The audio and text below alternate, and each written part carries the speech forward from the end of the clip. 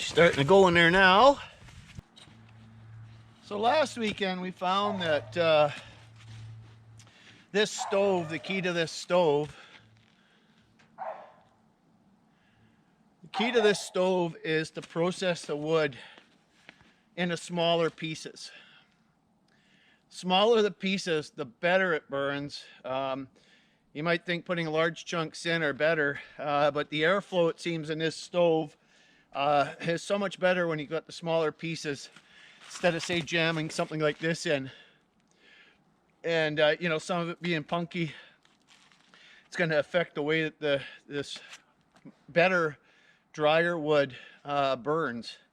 So we found last weekend that by processing it small, controlling the front damper, the rear damper, or the air intake, I guess, the front air intake damper, whatever you want to call it, as well as the back to the chimney, we found that made all the difference in the world. And I mean, it was so warm in here on Saturday night during winter field day. You didn't need much of anything. I mean, you could sleep with body parts outside. It was warm enough in there. So again, processing wood, making it a little smaller. This was only, I think, 2 trees, 2 dead standing maple, a bit of poplar, and we had, I think, 1 spruce that we cut, and dead spruce, and that's what we got from it. We hardly burnt anything last weekend. The air control on that stove works fantastic. When you choke it off, like I said, James come up a couple hours later after we had left, and there were still coals in there even after he had choked it off. There were coals and embers in the bottom that he could have got another fire going quite easily with it.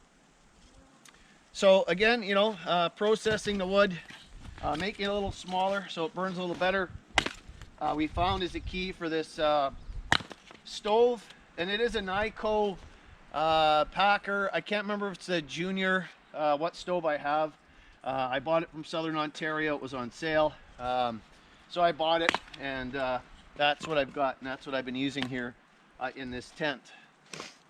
I am in the process of trying to make my own teepee. Might be able to get 1, maybe 2 people in there.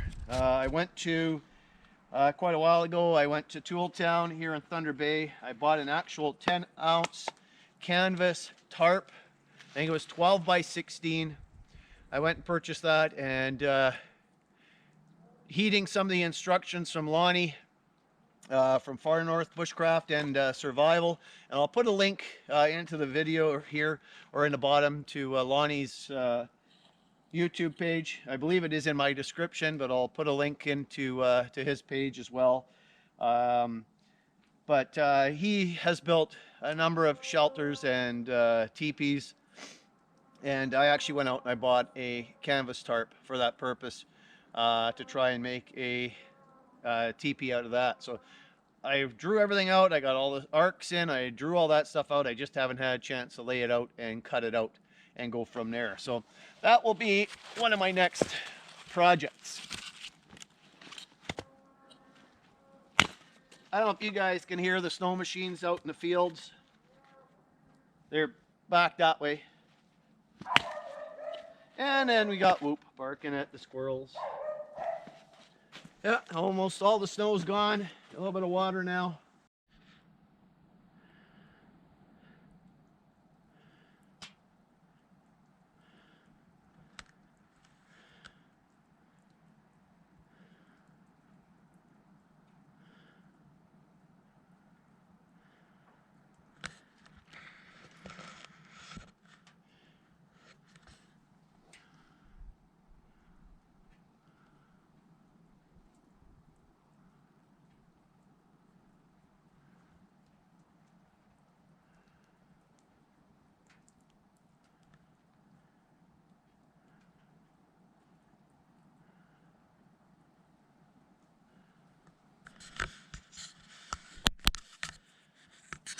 I wasn't sure on how long I was going to stay up here.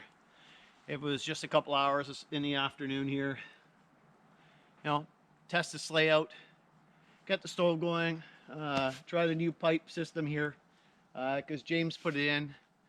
I don't think he burnt a fire in it after he set it up, so I wanted to come up for a ride and see, like I say, how the sled ran and fire up the stove.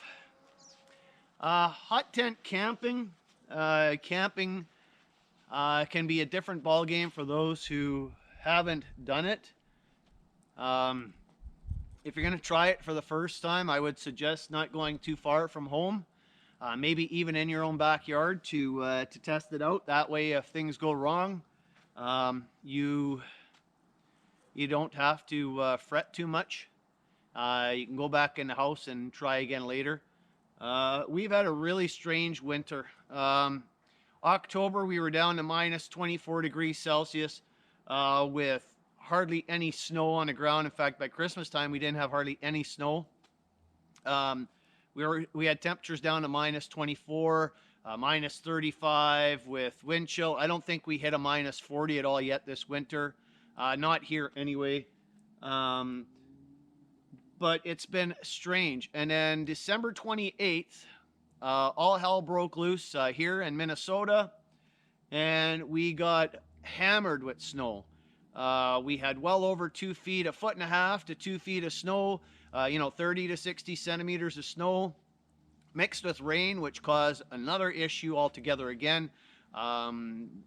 Because we didn't have a whole lot of snow on the ground by that time. So, of course, that caused problems with parking lots and roofs of houses and caused damming of melting any snow.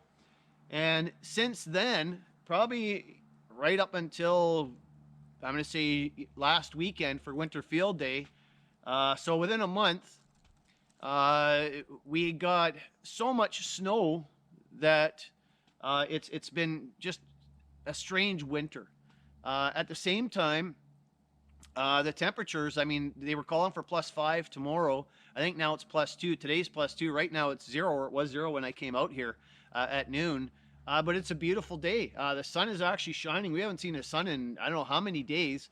The sun's actually shining. You can't see it here because I'm up in the bush, of course, up on the mountain, because the mountain is back here. It still goes up even higher. And yeah, it's just some odd temperatures for January. Usually January, February, we're minus 30, minus 40 degrees here, and we haven't seen that. Anyway, I was talking about hot tenting and hot tent camping. If you're going to try it, do it somewhere near home. So if something happens, you're safe. You can bail out and call it quits for the next time. And whatever you learn, take it as obviously a learning experience. It's not a fail. It's a learning experience. We've done a lot of camping. We've done a lot of everything. We've slept in quinzees. We build quinzees with our scout groups. We've slept in trenches. We slept outside on boughs. We've done the hot tenting thing. I had that prospector tent up for 2 years.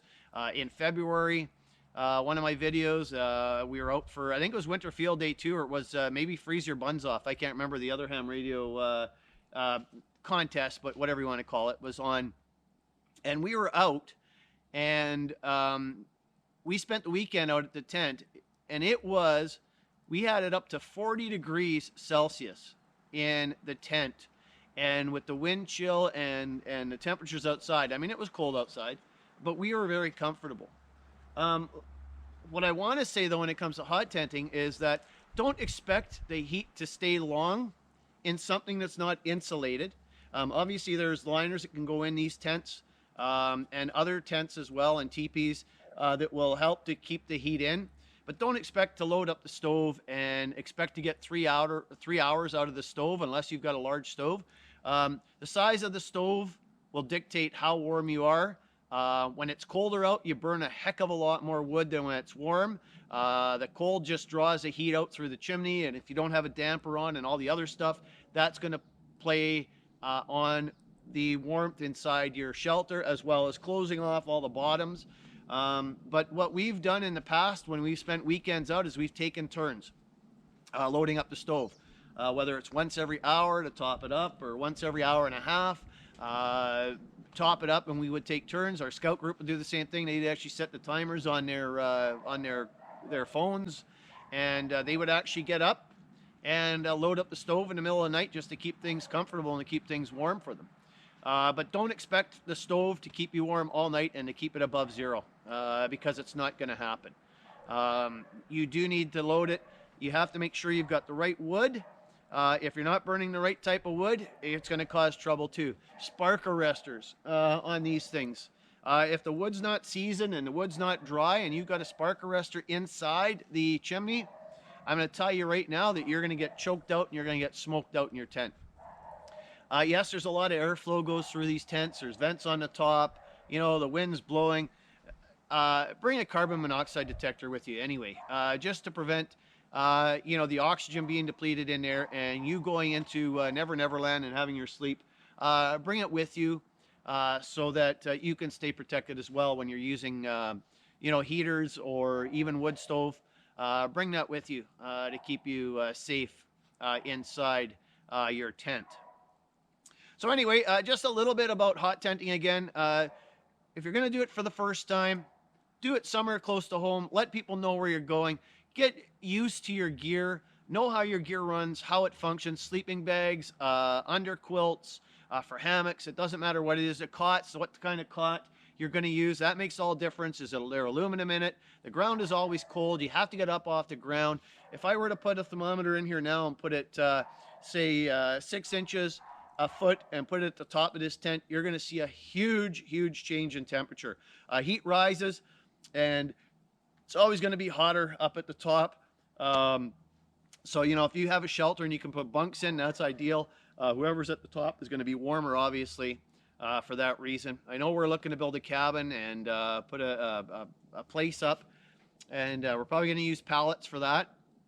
And our plan is to have bunks in there as well, and a wood stove in there. So anyway, just wanted to have a little chat with you guys here about hot tenting. You know, check out Lonnie's channel, Far North Bushcraft and Survival. Check out Survival Russia. Check out Lars's channel too. Pine Tree Line Outdoors. Check his channel out. He's from Sudbury, so check his channel out. Bushcraft Bartons. There's so many, especially in Ontario and Quebec, who have channels. Adventure Time Outdoors. You know, that have channels that like to get out in the outdoors and do some hiking, and you know, even Bushcraft Quebec. You know, these guys get out and they do some real camping. So you know, get out and check out their channels, and you know, subscribe and see what they have to offer. There's a lot of stuff out there. When I was learning to do bow drill fires, Lonnie's channel, Far North Bushcraft and Survival, taught me so much, and how to get a bow drill and have a successful bow drill, as well as David West. I'll tell you right now, guys, those are channels that you want to check out. So thanks for watching, guys. This is Fred of E3FAL, Ontario Northwest Bushcraft and Outdoors, here on February 1, 2020. Beautiful afternoon up here in the valley. Talk to you guys later.